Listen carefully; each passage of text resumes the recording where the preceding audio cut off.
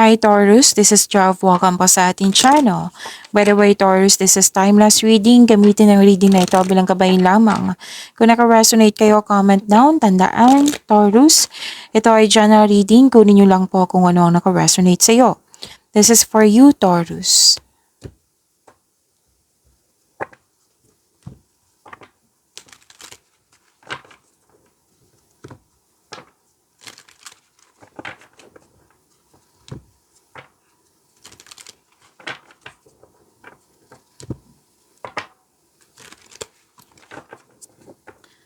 Para po ito sa iyo, Taurus.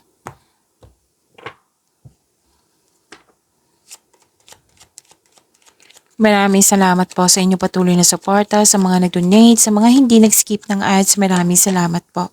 Sa mga hindi pa nag-subscribe, subscribe na po kayo at click bell notification para malaman nyo na may bago tayong video. Para sa mga gustong magpa-reading po, comment po kayo ng personal reading.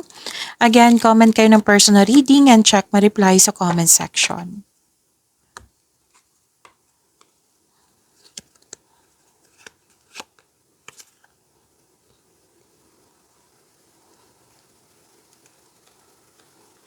Okay, Taurus, harvest time. Pwedeng literal na harvest, pwedeng binayaran kayo sa inyong binigyan ng serbisyo, pwedeng sweldo, pwedeng maraming customer, kliyente, project.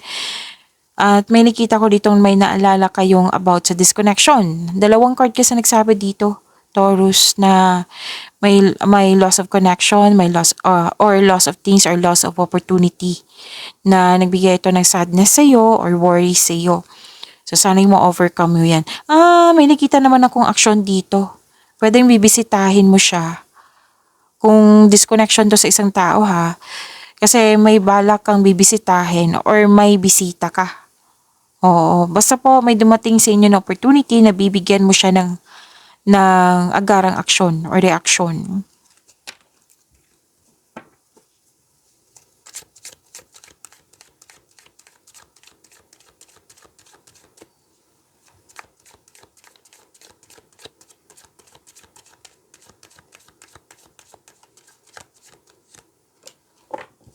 This is your energy, Taurus. Okay, so kunin ko tong unang nakita nyo po.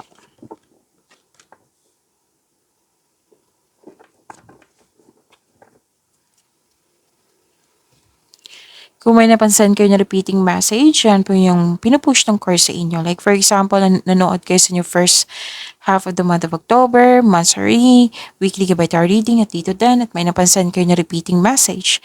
Yan po yung pinupush ng course sa inyo na kailangan yung bigyan ng atensyon, solusyon at aksyon kung maaari po. So na yung energy ni Taurus. May dinadala kang mabigat na bagay, ngunit malalampasan mo rin ito. This is only temporary. Just keep on going. Pwede din marami kang ginagawa dyan. Oo. May paalala nga yung card mo dito. Oo. Na huwag kang mag-say yes kung hindi naman akma sa yung schedule. Baka makaranas ka ng burnout po para maiwasan din po. So, super busy. Sana'y maiwasan tong burnout na ito. Maiwasan nyo yan kung magkakaroon ng time management. Oo. And control. Okay? Kung nangyari ng busy na kayo, natanggap nyo na yung mga trabaho dyan. So, ask for help para hindi mo dala lahat yung gawain. At nakikita ko naman dito na malapit mo nang matapos yung mga ginagawa mo dyan. Kaya, nakikita ko dito na gusto mo mag-rest, magpakasyon. Pwede din concern mo ito sa isang tao or concern ng tao sa iyo na masyado kang busy.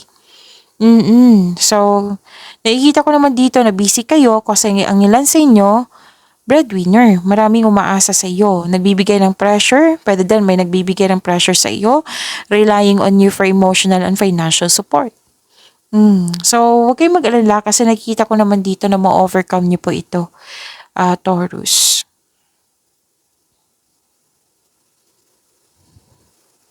So, you're very inspired. Dalawang card ni mismo nagsabi dito, na busy kayo, maraming ginagawa. Oo, mas naging inspired kayo kasi may na-receive kayo, may nangyari na mas naging inspired ka. Okay? Pwede din bagong bagong simula ito sa yung bagong proyekto, paglalakbay ba ito, bagong connection sa isang tao, pagsisimula sa trabaho, negosyo ba. So this card asks you to stay open sa mga signs na bigay ni universe at magawa kayo ng action when they appear.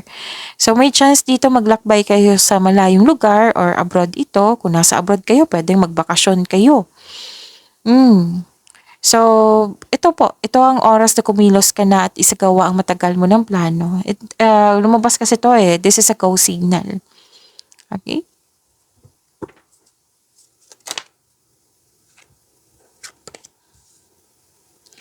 This is about your career and money, Taurus.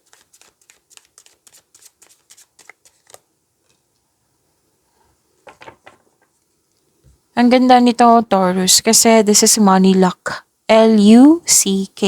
Pwede din, fame, awards, recognition, nakilala ka, sikat ka. Yan. And this is also hope and healing. Okay? Hope and healing po ito. So, ang ganda, di ba? May pag-asa kang madama, maging positibo at gumawa ng paraan. So, huwag kayong mag-alala kasi sinabi naman ng card dito, all your dreams are coming true.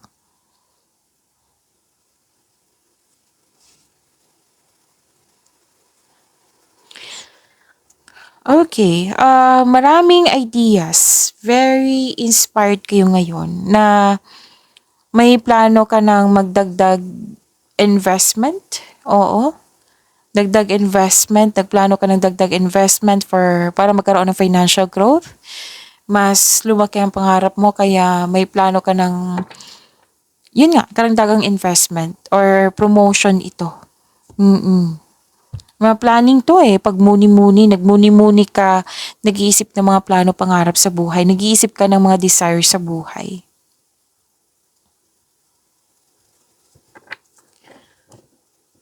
Okay, gumagawa ka ng lohikal na aksyon sa iyong mga layunin sa buhay at may leadership role na in-offer sa iyo dito. Pwede din magaling ka na leader dyan. Ginalingan mo sa mga ginagawa mo dyan. So promotion, andito po. Pagtaas sa kita, sweldo, allowance, or ng iyong posisyon. Oo, kasi may leadership role na sinabi ko kanina, di ba? And another card na naman nagsabi dito, dalawang card na mismo nagsabi na ginagalang ka at kinikilala ka ng mga tao dyan. Kasi marami ka nang napatunayan. Kung may legal concern kayo, makaka-receive kayo ng mabuting balita.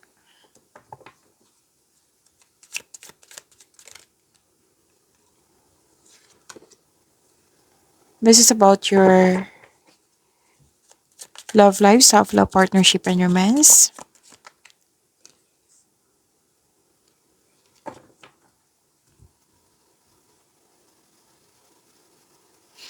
Sinabi na dito, single ka man, may relasyon sa buhay mag-asawa, kailangan ng pagbalanse lalo na sa oras. Oo, kasi walang sapat na time for yourself, to your partner, to your family. Single ka man, may relasyon sa buhay mag-asawa po. Nakikita ko rin dito, okay, para sa mga single, naging hard worker ka at wala ka ng panahon sa sarili mo. Ganun pa rin eh. Itong dalawang card na ito, ganun pa rin. Bigyan ng time yung sarili ha, kahit single ka. O, kasi sobrang sipag mo dito pa lang. Lahat kayo, single ka man, may relasyon sa buhay mag-asawa. Kailangan po na sapat na time for yourself, to your partner, to your family. Pwede din na nagkaroon na kayo ng conflict sa partner mo. Kasi may sabi dito na hindi nagkaroon ng pagkakaunawaan. So, magawa kayo ng schedule para mag-usap kayo at panatilihin maging totoo kayo sa isa't isa.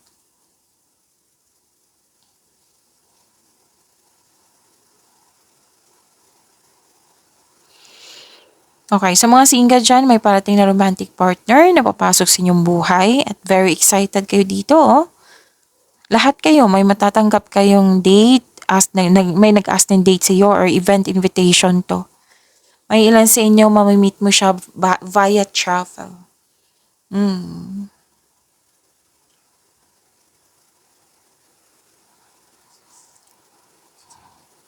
Okay, excited kayo dito eh. Ilang beses na lumabas, travel din, bakasyon din, na naman. Magkakaroon ng gathering with friends or mag-participate participate kayo sa group activity. Pwedeng reunion din po ito. Okay, yan po. So, pag-imanin niyo po yung blessings na binigay sa inyo. Taurus, see you tomorrow. Maraming salamat po.